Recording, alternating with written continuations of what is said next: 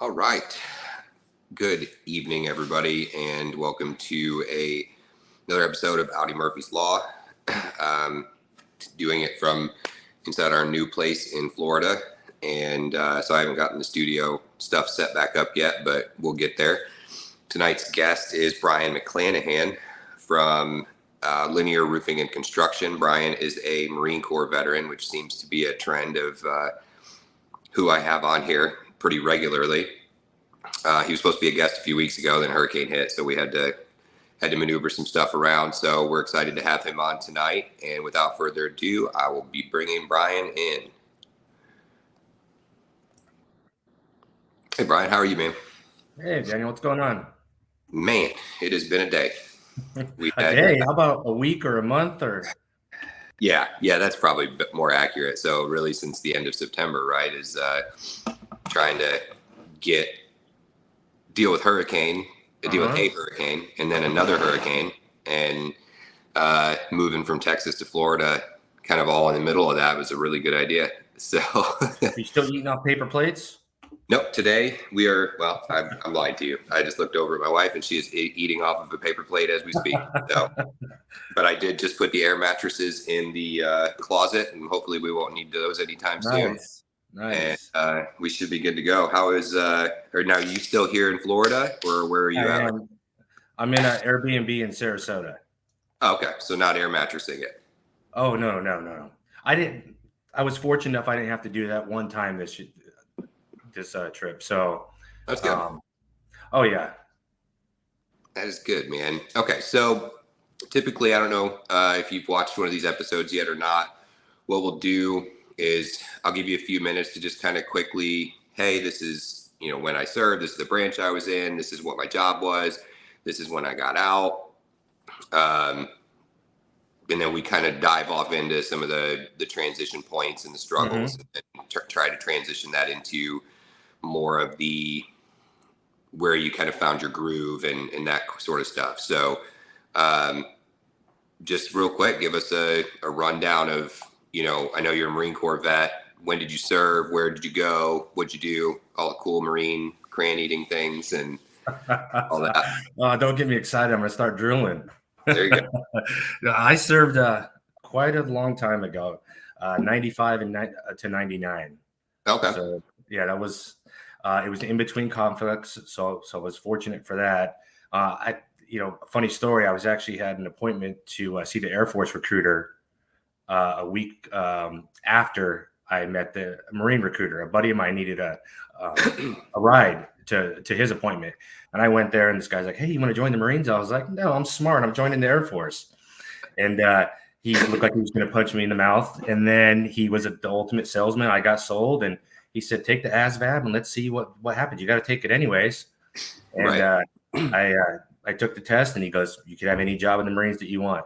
And I'm like, "Oh, well, that sounds great. I don't want to live in the dirt, every weekend." And so I was like, "Hey, how about accounting or finance or something like that?" He's like, "Yep, we got that." And I'm like, I was like, "You got better looking uniforms in the Air Force, so let's sign up." Right. I went to boot camp 3 months later. I went to San Diego. Coincidentally, that's where I lived at the time. So my mom would drive to work every morning right by MCRD and wave on her way to work. After that, I got stationed at Pendleton.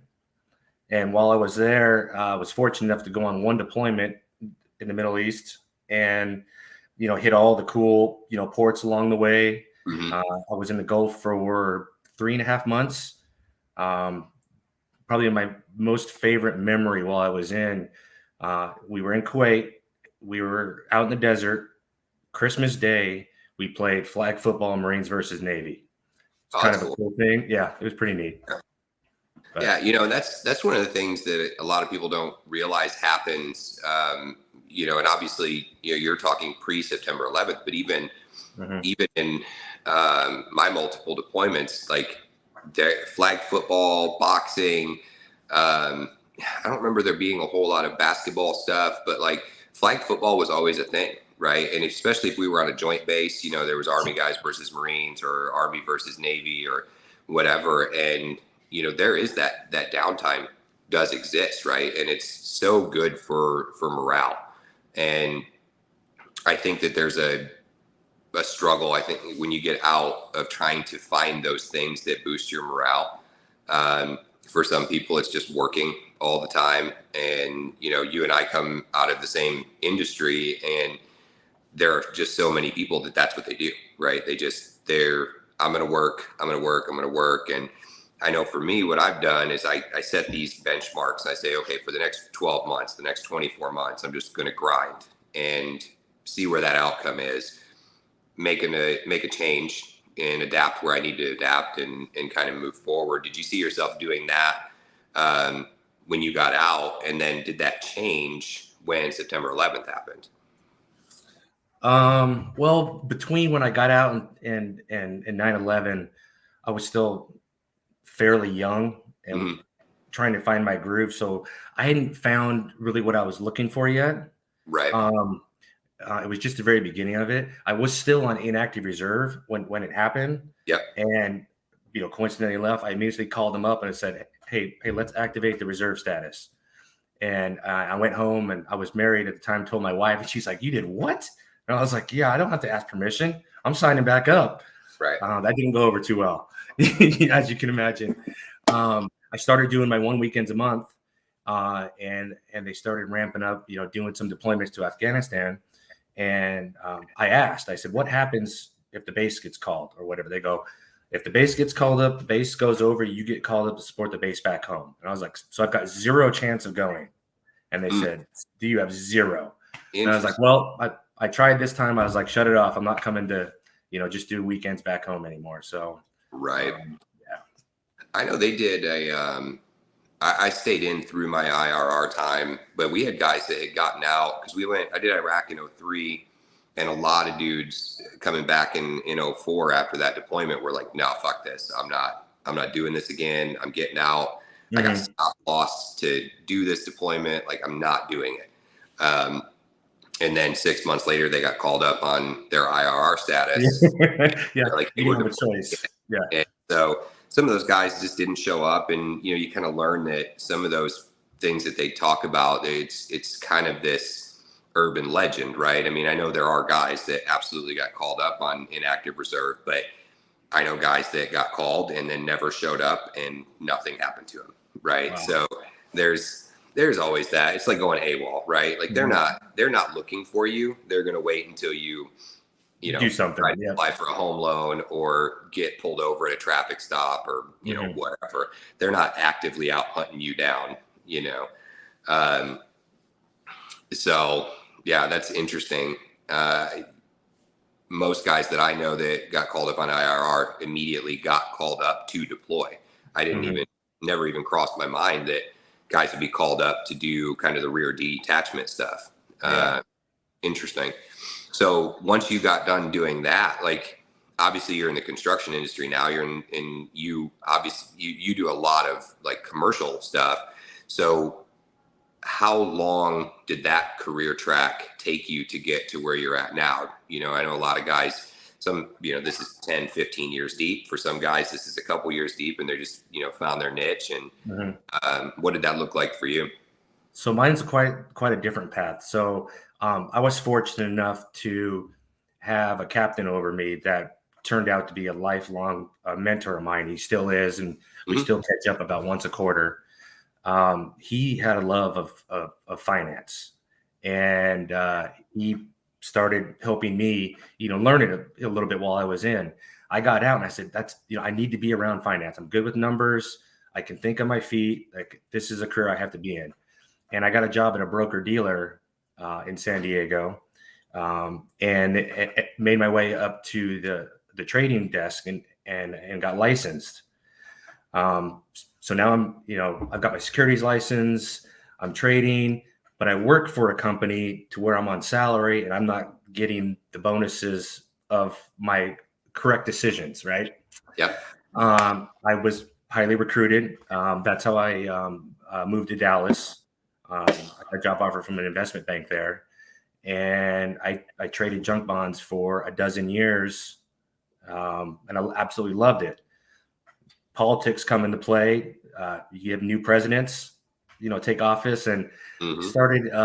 they started fining us for making good decisions, but they weren't protecting us if we made a bad decision. And I just thought that was kind of unfair. And Yeah. I got out. The past probably 3 or 4 years before I quit that field, one of my really good friends kept trying to get me into roofing. I'm like, you're an idiot. I wear suits. I'm like, I don't swing hammers. And he's like, you're an idiot. It went Yeah. back and forth. Yeah. Well, I was in between gigs at the time. I decided to take 6 months off and not even work, and I was just going to figure it out. Well, a hailstorm hit Dallas in 2016 in March, Hmm. and he called me up. I'm like, I'm not coming to work for you, but I got him a couple guys, to work for him. A week later, another storm hits, and Yep. and I called him and I said, listen, I know you're busy. I'm going to come. I'm just going to help you out for a couple weeks. I don't want any money. I'm just here to help. And I went out and immediately was bringing in contracts. And he goes, hey, potentially, if you keep doing this, here's how much money you're going to make. And I said, oh, that doesn't sound too shabby. And I stayed on. And that was in 2016. Was that the Wiley storm? So the Wiley storm kicked it off. Yeah, grapefruit's hitting. And then it Hmm. hit Plano after that. Then it hit Denton a month after that. So Yeah. it basically So had 3 massive storms within about a month and a half. we got into the roofing side of things in the exact same storm. Gotcha. So, Okay. What a coincidence. yeah, I started with the Wiley storm. A buddy of mine called me and he's like, hey, there's money here. And we Mhm.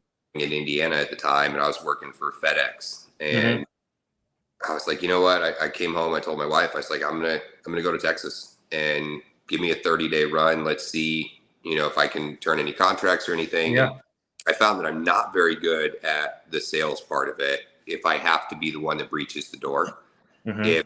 if the stage is set, I am self-admittedly right very good at that portion. Yeah. But if I have to be the one that knocks the door, you can go ahead and count it out. But same thing. I started the Wiley storm, and then the Denton storm happened, and Mhm. I didn't do Plano, but I did the Denton storm, and stayed with that roofing company till Hurricane Harvey hit in 17, and then they went belly up and got in the mid side of things and gave that a break for a minute, went back, got a job with the Army Corps of Engineers, which was great.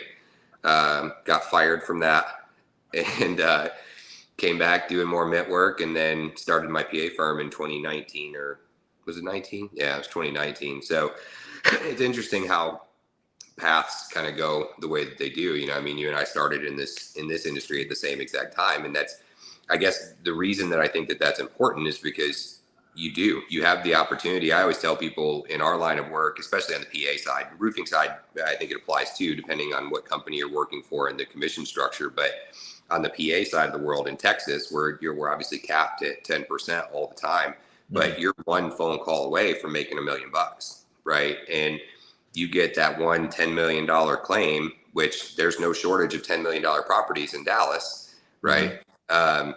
That makes you a millionaire, just that one claim.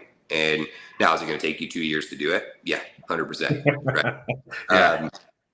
But you can $100,000 yourself to death consistently on $1 million claims, and make a lot of money that way. And let alone on the roofing side, where you're actually getting to utilize that other 900K of a $1 million claim, 35-40% profit, and then whatever your split is, like there's good money in that too. And I'm not asking in any capacity what your guys' commission structure is, because that's not anybody's business but what you guys have going on internally. But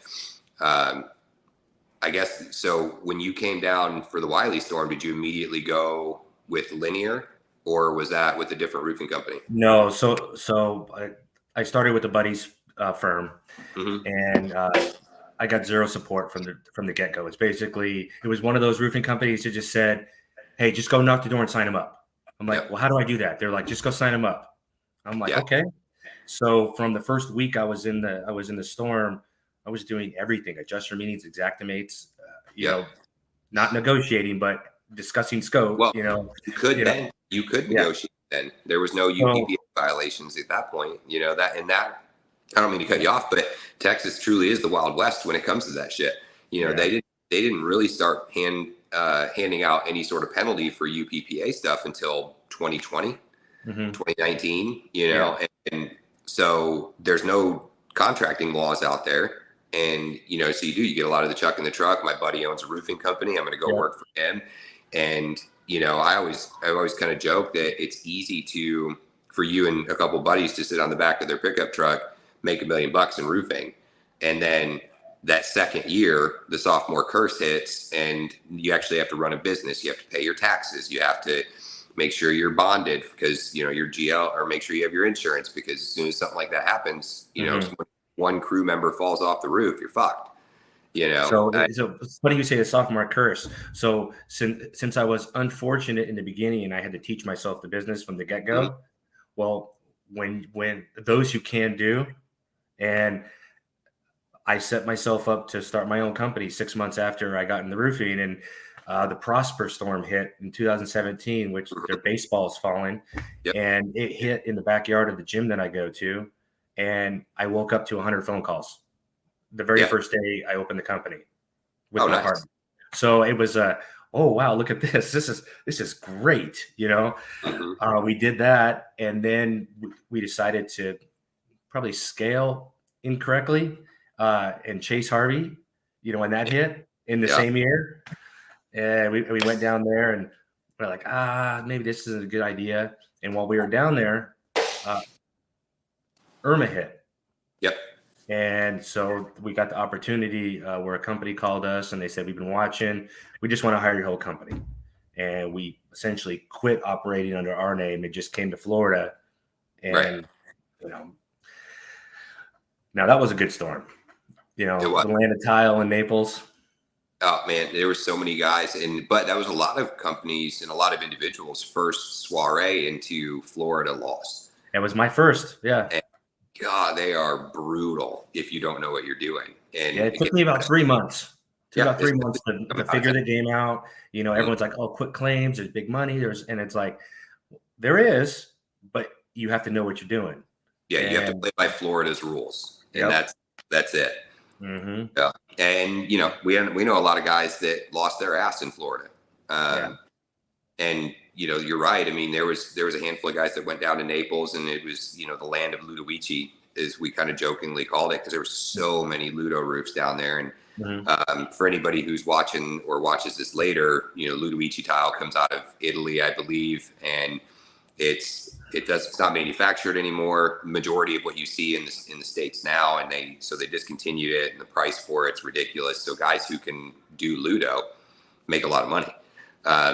But we also saw a lot of people lose their ass. But I tell people all the time that the sophomore curse is a real thing, because that's really when you have to truly run a business. And so you have to make that determination at that point of, do we continue to scale and go down the road that we're going, or do we partner with somebody or allow somebody to merge with us or whatever?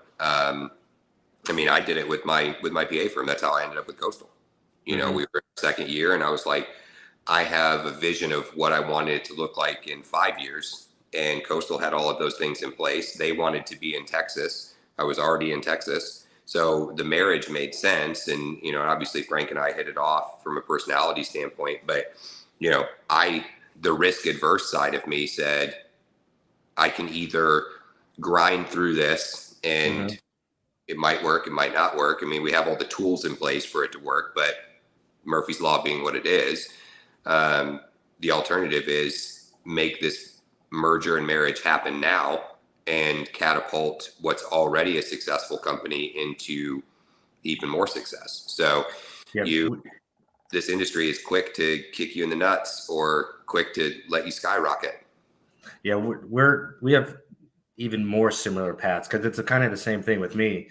Once I got into commercial, I was quickly successful, and I had met Kurt and Neil at Linear 2 years before I came aboard, and it just wasn't the right time. What they wanted from me and what I wanted, it just didn't work out. But I started following them, and I started following the guys that worked for the company, and for 2 years, and I started noticing something, and I'm like, man, I could do this on my own, but I just see a culture there that I love, and I kept like gravitating towards it. And finally, one day, I just called Kurt up, and I was like, I want in. Like, I need to be a part of this. Yep. If I partner with you, then I'm going to do things that I'm not saying that I can't do on my own, but will take me a whole lot longer to do them. Yep. So these bigger things that I envision, let's come aboard and let's make these things happen. Yeah. I was, there was a conversation that was had with Kurt last week that I got the kind of the cliff notes out of. And one of the points of that conversation that really hit home for me was I could do it on my own, but I work better with a boss, right? And not necessarily in a boss from the sense of like, I need somebody micromanaging me, towering over me, like whatever, but somebody who equally shares in some of the responsibilities and is willing. It has to be a good boss, right? It has to be somebody who's, and you look for that same stuff when you're in the military. You want somebody who, if I'm going to stand out in front of my guys and tell them to go do some shit, they should always 100% of the time expect me to go out and do the shit with them, right? And you earn people's respect by your actions, not your words. And this industry so full of people who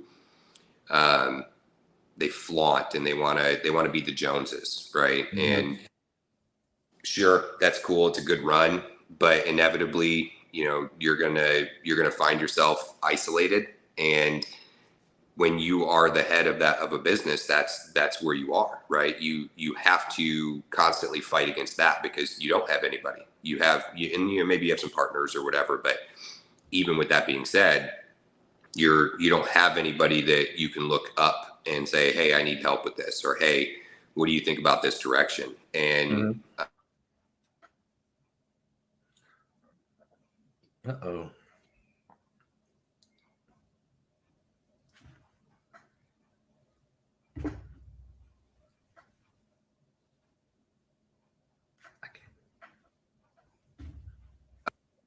my damn phone rang. There you go. I can hear you now. In the middle of this. There you go. What happened?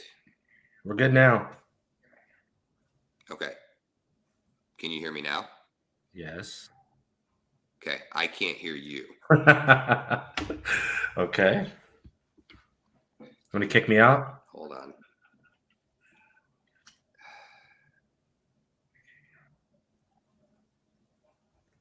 Maybe. Let's see. You stay in here. I'm going to refresh the page and see what happens. We had this happen the last time I did an episode too. It kept cutting in and out. So just bear with me. If it kicks you out, I'll bring you back in.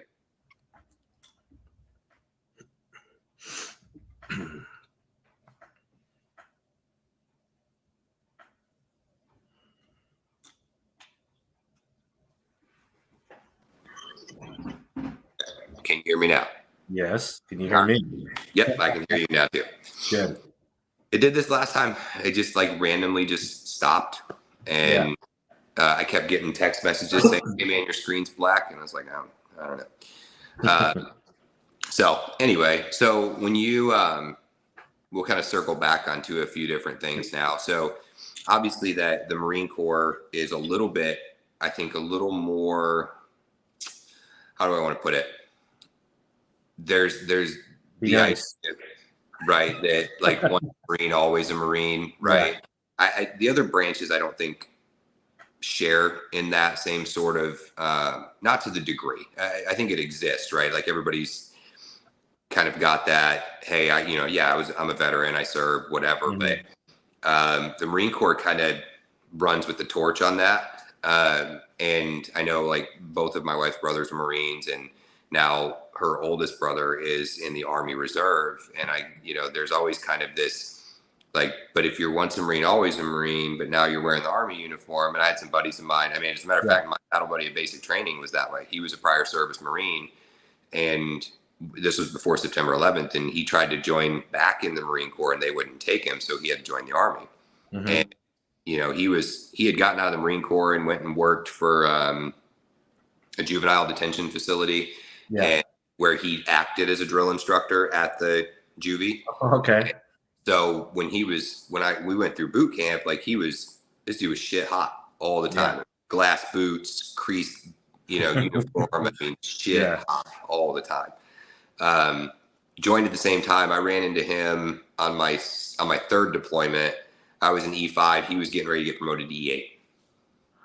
And I was like, yeah, man, that makes sense. Like, I'm not even surprised about this. But he was an air traffic controller, and the promotion rate for that job was just ridiculous. And I was a petroleum supply specialist, and the promotion potential for us capped at E5, and that's all you were ever going to do. And but so I always ask people this who served their entirety before September 11th, like, do you see when you're kind of around, and I know Linear's got a bunch of prior service guys, like when you guys are all kind of hanging around with each other, is there a discrimination, and maybe that's not the right word, but well, you didn't serve during wartime and the guys who did serve during wartime, do you see any sort of delineation there? Do they give you shit about it? Is it gentle ribbing? Is it, I get more ribbed for other things than that. More because of what I actually did when I was in, the accountant side, being in the office. But even more so than that, you mentioned sports earlier. 6 months out of the year, they'd cut me orders to play sports. So I'd play football for 3 months. I'd travel and play softball. Heck, I was on the bowling team. If you could perform well and make your unit look well against another unit, they're like, hey, go. Make us look good. So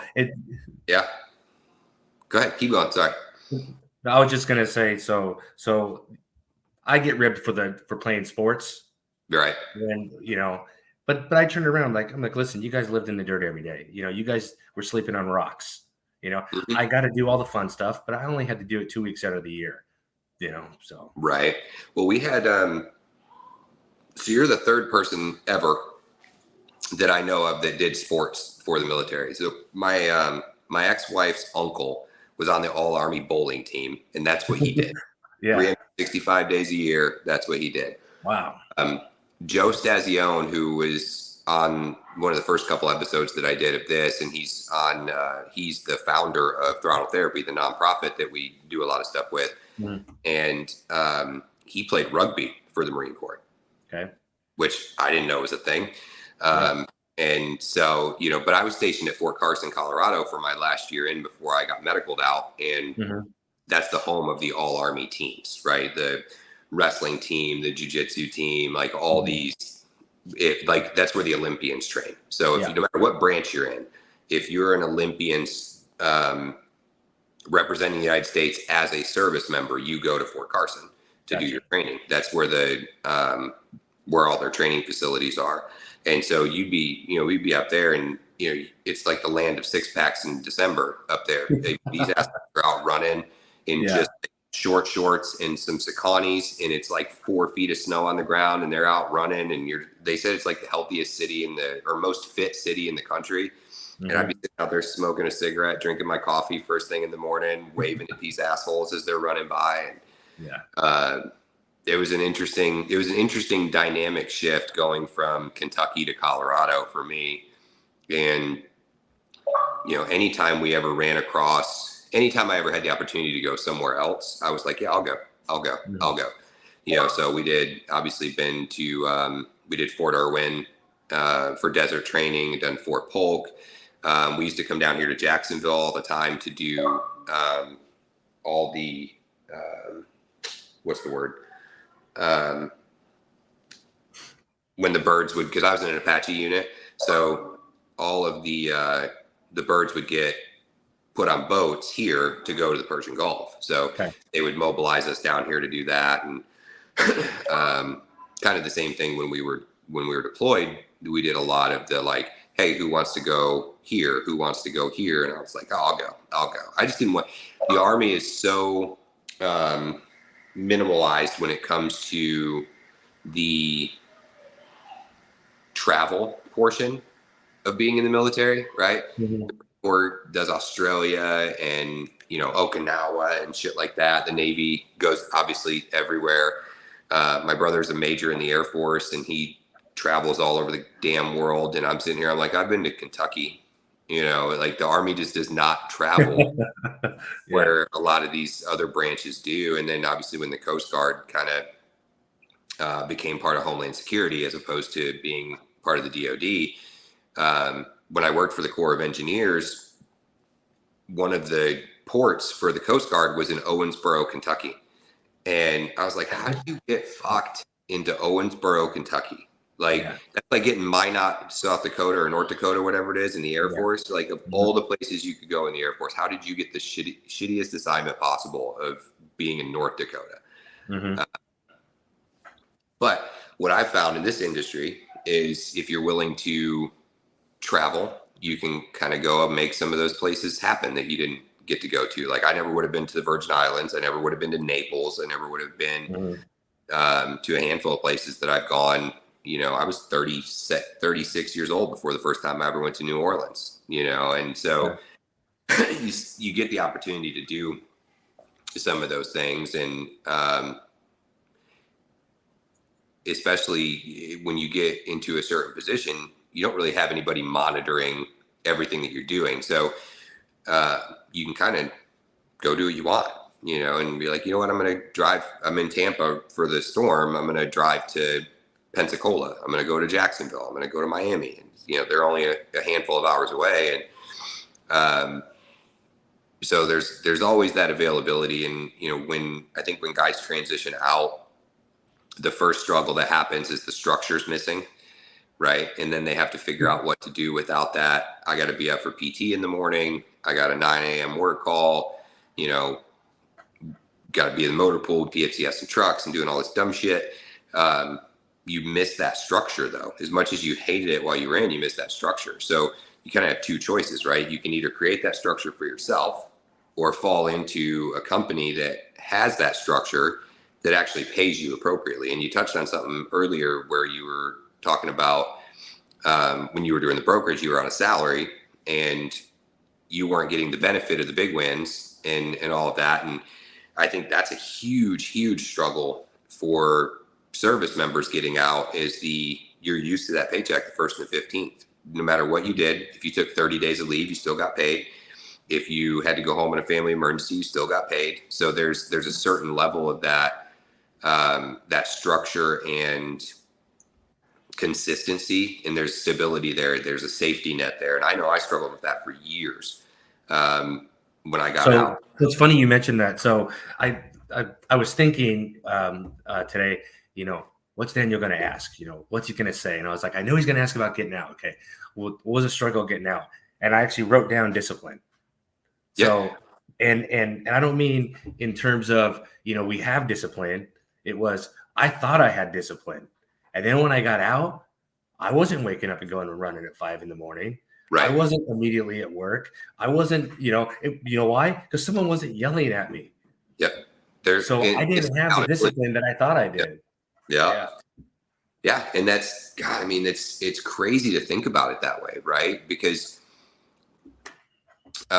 you see some of these guys and I ask every person who's on here, like, what struggles did you have getting out? Because guys get out and gals get out at all different phases, right? Some guys, all their time was prior to 9/11. Some guys were just in the reserves. Some people were just, they did their 4 years and 1 deployment and got out. Some assholes did 4 deployments and got medicaled out or, whatever the case is. And so everybody's experience is a little bit different. And that's why, I was an anti-veteran for such a long time. And I don't mean that in a negative way.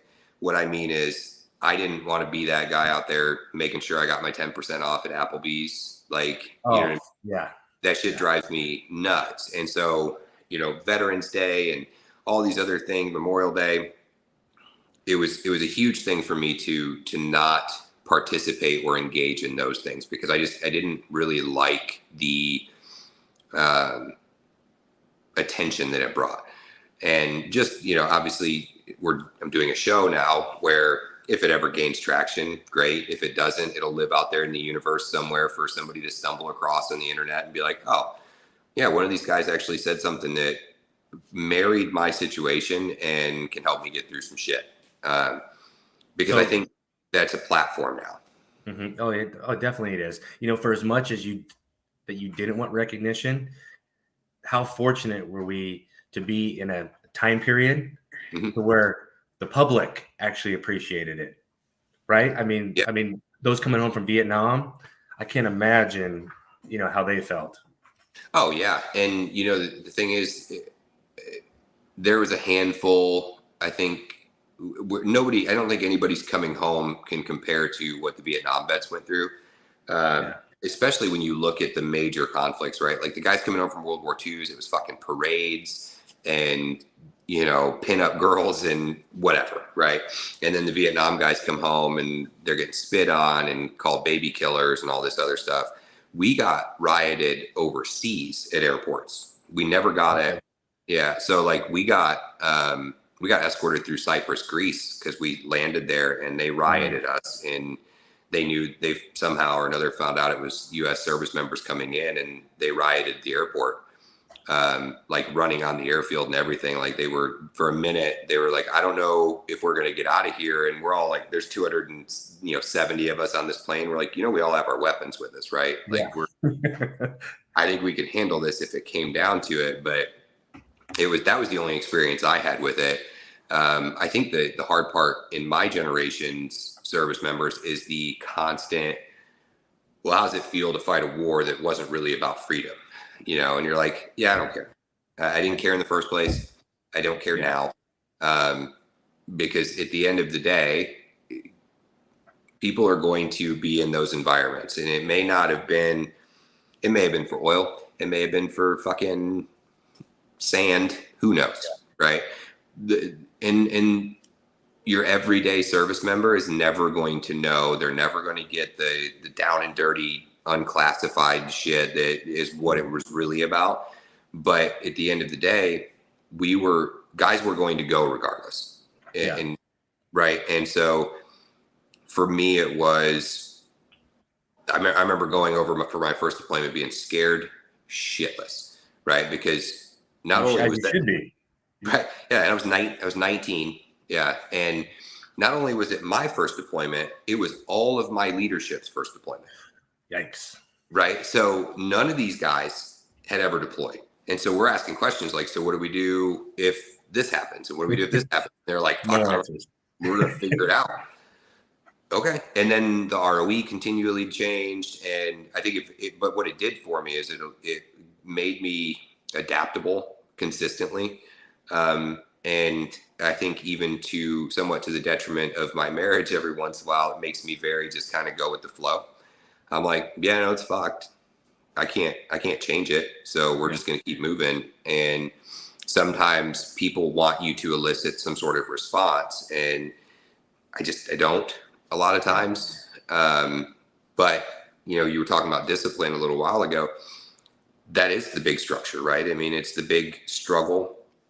And because the civilian world plays bumper cars with fucking everything, like nobody wants to be held accountable. And I think switch discipline with accountability, right? And that's the hard part, because no matter what you're doing in the service, you're held accountable for it. If you didn't wake up on time, you're accountable for it. If your rack's not made, you're accountable for it. If you forgot to lock your wall locker, you're accountable for it. So I think accountability lives under the guise of discipline a lot of times, and you see it out because nobody teaches civilians accountability, and they push back so hard on accountability consistently. And it's usually because they don't want somebody watching over their shoulder. They don't want somebody to be like, hey, you fucked this up. And that's the biggest struggle that I had, was getting out and having people that I worked with or worked for me or I worked with, whatever, being able to very candidly be like, no, you fucked the brakes off of this. and it not be, I hate you because you did this, or you're a piece of shit because you did this. It was just saying, no, you fucked this up. We can move on. We're not going to live here. But the civilian world doesn't receive that as well. And what I found is Marines absolutely get that, followed by the Army. And then the Air Force, I always joke with my brother, they're a corporation. They all call each other by their first name. Oh, I'm so glad I didn't make that decision. That'd have been terrible. Well, so when I went to the recruiter, I went to join the Marine Corps. because that's where the majority of the guys that I went to school with, Mm-hmm. if anybody was joining, they were going in the Marine Corps. And there was a car accident on my way to the recruiting station, and I had my meeting to sign my paperwork to go to MEPS. And so I was late. And this fucking Marine recruiter like ripped my ass up because I was late. And I was, I was 17 years old at the time. And I was like, there's a fucking car accident. Like, what do you want me to do? I couldn't show up here. And he's like, no, you just like ripping my ass up. And I was like, you know what? I'm good. I don't need to do it. And I started walking down the hall.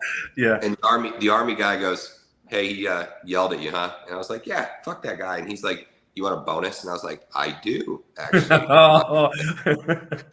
And so I ended up in the army.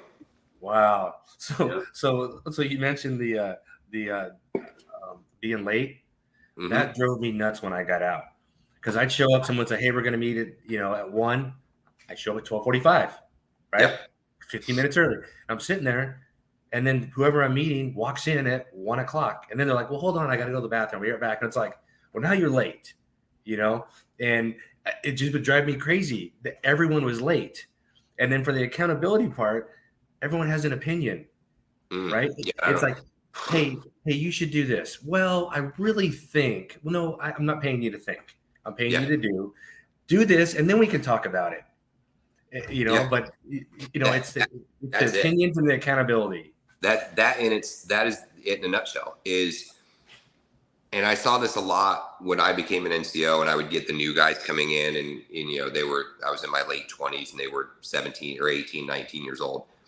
It would be, hey, I need you to grab a broom and sweep the whole fucking motor pool because you were late this morning, right? And they'd be like, well, why would I sweep the whole motor pool? And it was like, well, because I fucking told you to. Like that, right?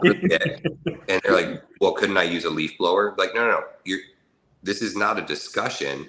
Yeah. I need you to do it tomorrow. And if you have a question, we can discuss it after.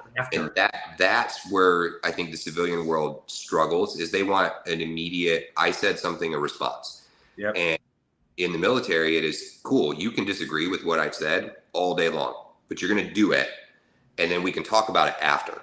Yep. When the forum is changed, right? Not while I'm explaining whatever it is that I need you to do. Yeah. It is after the fact. So if I tell you to only walk on your right foot while you're doing this, you're going to do that. And then we can talk about why after, right?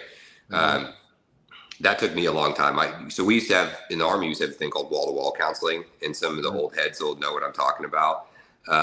It was basically, and I'm sure it's completely different in the Marine Corps, but basically it was, if I fucked up, my first line could go grab his battle, and they had to be 2 of them, and they could go take me away from my peers and beat the brakes out of me and then send me back. And I only got wall-to-wall once, and I learned my lesson. And I got wall-to-wall for back talking because I did exactly that. It was, what was it? It had to do with canteen water, as dumb as that sounds. Oh, it's because the canteens were sitting out in the sand pit all day, and they were like, everybody needs to drink this full canteen. I was like, I can't drink this full canteen right now. And they're like, cool, come with me. Took me around the corner, beat the shit out of me, brought me back, and they said, I bet you drink that fucking water. I'm like, I sure will. Yeah, sure, I sure will. Yeah. As a matter of fact, I would like somebody else's water,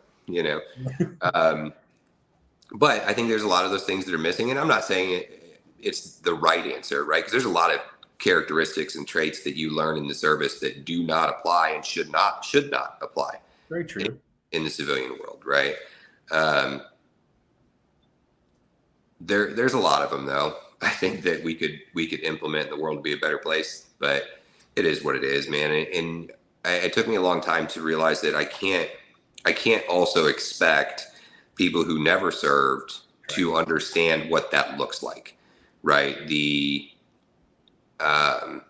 constant, again, being held accountable for things and things like that. Being late is a massive thing for me. There's a lot of those. I mean, we could write a book on all the things that I think could apply, and then the ones that absolutely don't. So what do you see yourself doing moving forward? Or have you landed in the place that you, are you at the top of your hill, right? Are you where you want to be? Is there still room for growth? Do you see yourself staying in this industry for a long time? And not to put you on the spot or anything detrimental to what the position that you have. You know, I think everybody. No, all right. So the way I see it right now is, am I where I want to be? No, but I'm in the right spot to put me where I want to be, Right. and to do the things that I want to do. I can't tell you this, and I've said this multiple times to multiple people. I like being my own boss, and where I work right now are the only people I'd ever work for again. So, to me, I'm in the right spot to do the things that I want to do and to do the things that I think that I can do. Mm-hmm. So there's no change. So are they? Do you receive, the positive and negative criticisms, right? Do you get that constructive, like, hey, this is where you're at, this is where you need to be, this is our expectations of you? And because one of the things I find as I talk to more and more people in the industry is a lot of times that doesn't exist. And it kind of goes back to the feelings and opinions that you were talking about, right? Where people will get hired in to a certain place, or they're brought in as a consultant or an expert or whatever, and then they want to somehow mold you into something that doesn't really even fit in a box, right? It's just can you just be the very nonchalant, figure it out on your own without us having to tell you where we see that you need improvement? Like, Linear strikes me as the type of company that does that kind of like eval type of thing, where it's like every so often they're like, hey, you've done a great job selling X, or hey, your sales are down. What's going on? Can we fix it? Like, that's one thing that I do miss about the military, is that accountability again, is being able to look at somebody and be like, this is where you're at. This is where we see that you're capable of being. So how do we get you from here to here without fucking up your entire life? Right. Yeah. They absolutely do that. They have visions on what they think you can be as well too. And so we try to portray what we want to do or put into words. And then when it happens, we evaluate, hey, that was great. That happened. Anything that could have been done different to actually do better than what you think we tried, or did you stop at your goal type of thing? Yeah. And hey, how about we tweak this, and that might help you get to that next level that you haven't even thought about yet, because what I like about Linear is there's a lot of leaders here that lead from entirely different angles. Yeah. And us being in the military, we're sometimes like this, to where people over here can see around corners. And I don't really have the ability to see around corners. I'm more of a linear guy. Linear guy. I see what you did there. Yeah. So, but I think again, that's the military speaking sounds, right? It's, you have an objective you have to accomplish. And one of the most commonly heard phrases, at least in the Army for me, was, look, I don't care how you have a baby, just have a baby. Right. And so that was them saying, all of this shit needs to be over here. I don't care how you get it from here to here, just get it done. And that direction didn't exist. So you were kind of left to your own devices to say, okay, cool. How do I get that shit to over here as efficiently as possible, where I can fuck off for the rest of the day if that's what I want to do. Right. Yeah. So it is very linear. It's very one way. The road isn't curvy. There's not a bunch of, shit that you have to maneuver around when you're left into your own devices like that. And I think the only thing that I would see that could potentially be an issue there is, do you ever run into that too many chiefs, not enough Indians kind of mentality, right? Where, because you guys have some strong leadership over there. And when I say strong, I obviously don't know the inner workings of what's going on, but I know their personalities, right? And there are some very, very strong personalities over there. There are, but there's still one chief. Oh yeah. Yeah. No, I got that. And we see that at Coastal too. I mean, and Frank's on here now, so I'll say it. I mean, at the end of the day, he has the ability to veto anything any of us say, right? But we also kind of very similarly have a lot of very strong personalities and a handful of very strong leaders that are sitting in those positions. And our guys think we're full of shit sometimes, just like everywhere else in the company, in the country, right? And that's inevitable, right? You're not always going to you're not always going to fit the mold of what every person needs you to be. And we had an internal conversation a couple weeks ago, and I made the comment. I said, when you get into a position where you're kind of manifesting your own destiny, and you're in charge of people, your days are going to suck. Your days are going to be filled with dealing with the problems because people are coming to you to fix the problems, and you can't fix all of them.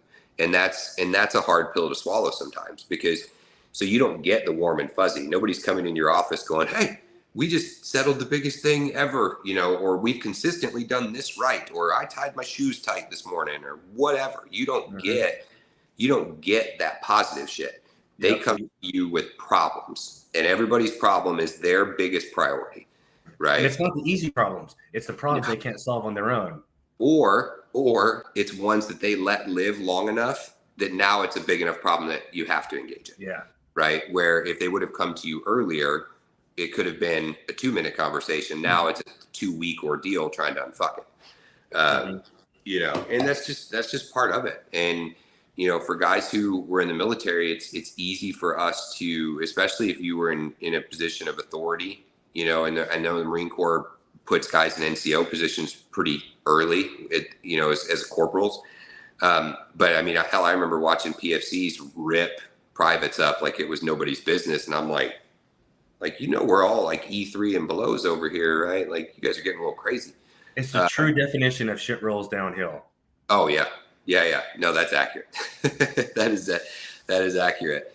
But and I think it takes a certain personality type to either, one, be able to function in a space where you're not being micromanaged and not being held accountable on a regular basis, and not fuck that up. And then secondly, to have the wide enough shoulders to say, you know what, go ahead, bring me all of your problems, I'll deal with it.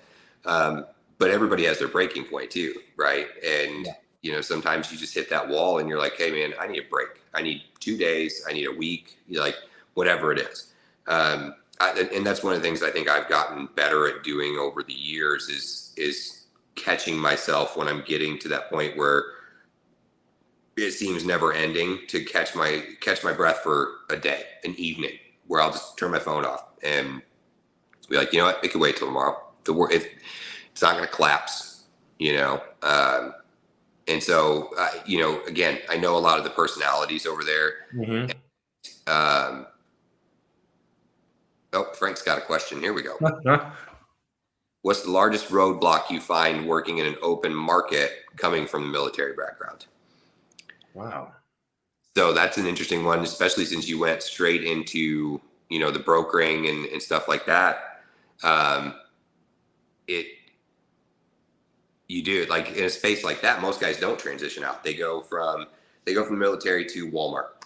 And I'm downplaying it for the sake of this conversation, right? But they go to that, I'm going to fit this role in this Company for this rate for this many hours, and that's all they're going to do, right? You kind of jumped straight out and did something different than that. So it wasn't exactly straight out. There was about a year and a half in between. I wanted to get out and I wanted to find a job that could pay for the family. Right. So I thought, hey, I was trained to be in accounting. I've done year-end tax statements. Basically, I ran an entire office when we were on ship. We were our own little mini office. And I get out and I'm applying for all these jobs with this experience that they sell you on. And they're like, yeah, you have none. You can entry-level bookkeeper. And I'm like, whoa, what's going on here? So that was a mental, tough to deal with. So I waited tables at a steakhouse. And really? And so that's when I got into sales for the very first time.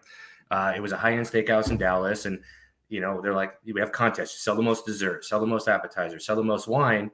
Whatever the contest was that I focus on for the night, and I win the contests.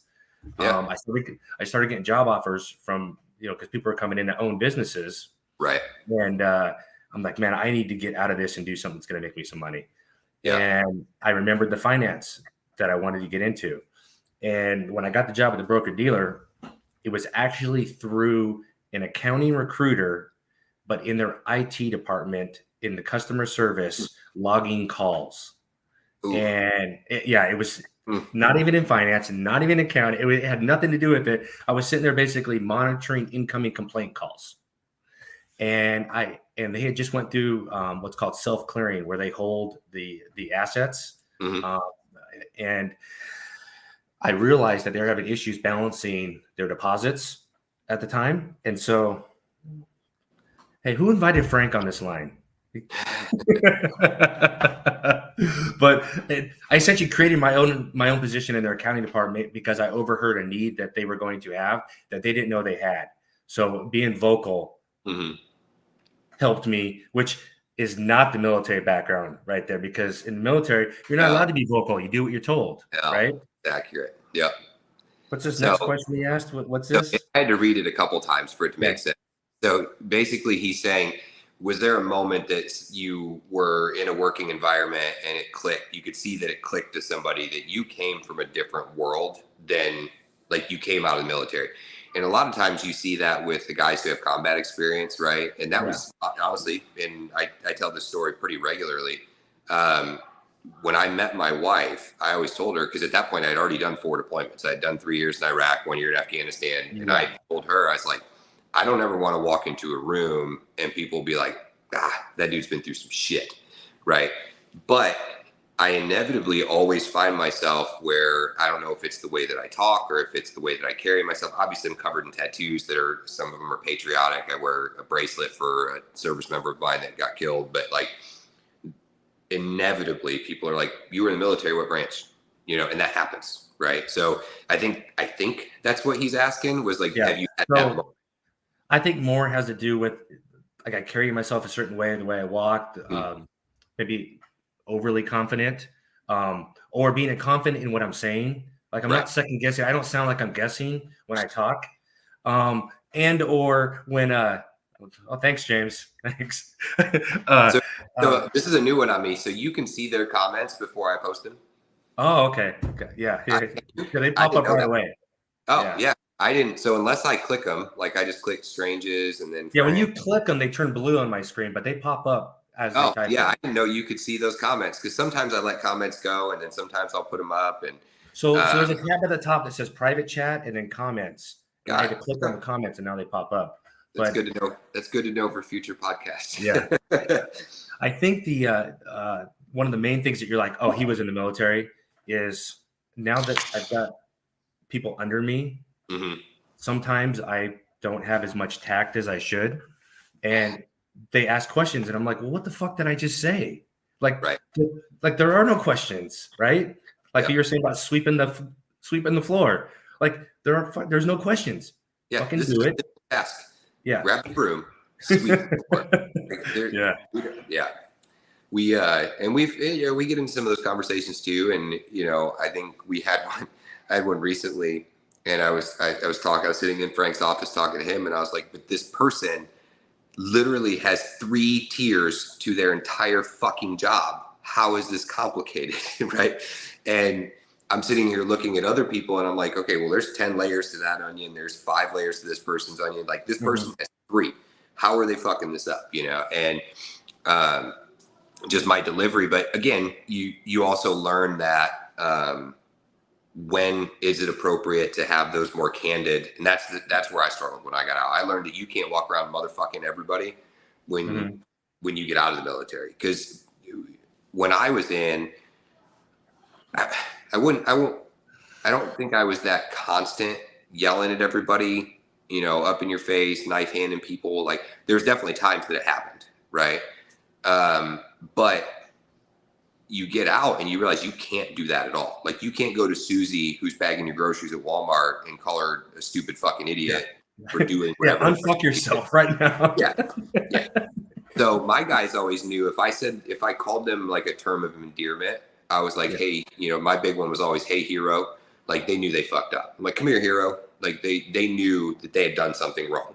If I was like, hey, come here, fucker, or come here, fuck face, and it sounded detrimental, they were like, oh man, sorry, Rabowski's good to say something nice to me, but you can't do that in the civilian world. You can't. And I still, every once in a while though, you'll catch those I know when we were doing the training with all the linear guys before the hurricane, I had already kind of picked out the 3 or 4 guys that were in that room that were prior service guys, because they were, the way that they were paying attention.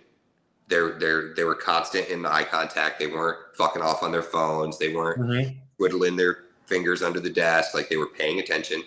The way that they delivered their questions were very concise and very pointed. And so I don't think you can avoid that. I think you get to a point where that's it. Like, the way that you carry yourself, the way that you speak, the mannerisms that you use, there's a certain level of confidence, machismo, as Razor Ramon, you remember him? Like, there's a certain amount of that coming out. And look, I'm almost 40. I can't back up half the shit that comes out of my mouth anymore. Like, maybe 10 years ago, but not now. So today we went to lunch. There's 3 of us, and myself and another Marine. And the non-military guy looks over in the middle of the meal, and he's like, "What the fuck's with you guys, with you 2 Marines? You're both finished at the exact same time." And he was halfway done with his food. Yeah. We're just like, we don't know. It's how we eat. It's just the way that it's been, man. I don't know what you want from me. You know, and so Wallington's a prior service Army guy. I don't know if you knew that or not. I didn't. Yeah. He and I'll listen to him sometimes with carriers, and I'm like, yeah, okay, no, that I can see it now, because most of the time he doesn't carry himself that way, right? But he's very soft spoken. He is, but you'll catch him in certain conversations, and he's straight up fucking people up and down, and you're like, yeah, okay, I can see it. That's good to know. But there's a handful of people that are that way. You know, Aaron Tuck over here, he's another one. He's a Navy, he was a Coast Guard guy. He was a Coastie. But we always tend to gravitate to each other too, right? All the prior service guys, you'll end up kind of circling around, start to maneuver into the same space. What is it that you did not know, James Strange? But yeah, I mean, you tend to gravitate towards other prior service guys.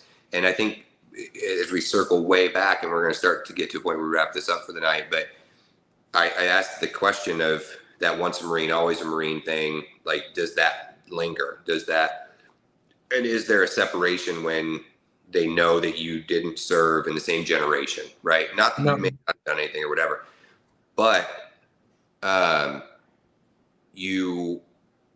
all the branches tend to start to circle around each other in some capacity. Yeah. Right. So like now what I found, if you served, then your brothers and sisters. I've never got razzed for the pre 9/11, post 9/11 verbiage ever. So I think the only separation, oh man, shots fired. Look, you two, this is not a platform for, but the only time you ever see it happening is it's usually the younger guys that only did a couple years, maybe did one deployment, but they went, right? They had that's their chip on their shoulder. That's the one thing that they have to be proud of, that they can go home and talk to their mom about, be like, I served, and let me go get my 10% at Applebee's. And they go, like, Amy and I were at Lowe's the other day. She's like, do you get a military discount here? And I said, yeah, if I took the time to fucking register, like, which I will not do. I'm not going to do. And then Cooper asked me, he's like, but they have spots out here for veterans. Why don't you park there? And I'm like, because I'm not that asshole. Like, I said, you'll understand when you're older, buddy. Like, just because something is available to you doesn't mean that you take advantage of it all the time. But the only time I ever see there ever be a conversation about the pre 9/11, post 9/11 guys is that it's in that space, right? Because it's usually, and I'm broad stroking it, making a very general statement, but it's usually the guys who didn't deploy, didn't really do a lot as far as combat or any other stuff. It's almost like they want that. And then the guys who did a bunch of combat are like, no, you could have fucking had it, but I did it instead. Danny Farrar, the last guy that was on here, I mean, that dude's been through some shit. And I've got a few guests coming up that I'm trying to get. There's one guy I really want to get, and I know him at a personal level, and if I can get him, but I mean, they've made movies about the shit that he's been in, you know, and you can't compare those two. They're not comparable things. Mm-hmm. The only balancing thing in there is that they're all prior service people. We're all prior service people. And so there's value there regardless, right? That in itself, it's like saying, I volunteered for this. I knew that I could deploy. I knew that I could go to combat regardless of your MOS, right? I was a quartermaster. You were an accounting guy. I have a fucking ton of combat time, probably more than a lot of combat arms guys as a quartermaster. Everyone that I worked with in the office when I got out, they all got orders to Afghanistan. Yeah. They're like, hey, we need staff sergeant in security battalion. Boom, go. And so it didn't matter what MS you were. When you got called, you got called. Now to not downplay, you know, your infantry guys, your Cav Scouts, all of them. Now they're inherently going to have more, right, by design. Absolutely.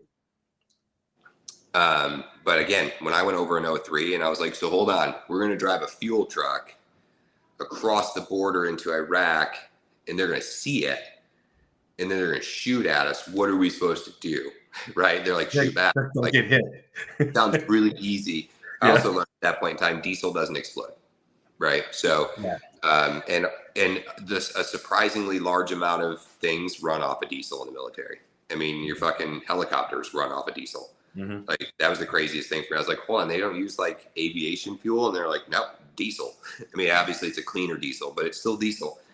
And you're like, so hold on, this $38 million aircraft that could do 200 miles an hour, shoot hellfires, do all this cool shit, runs off of diesel. Like, yeah, learn something new every day.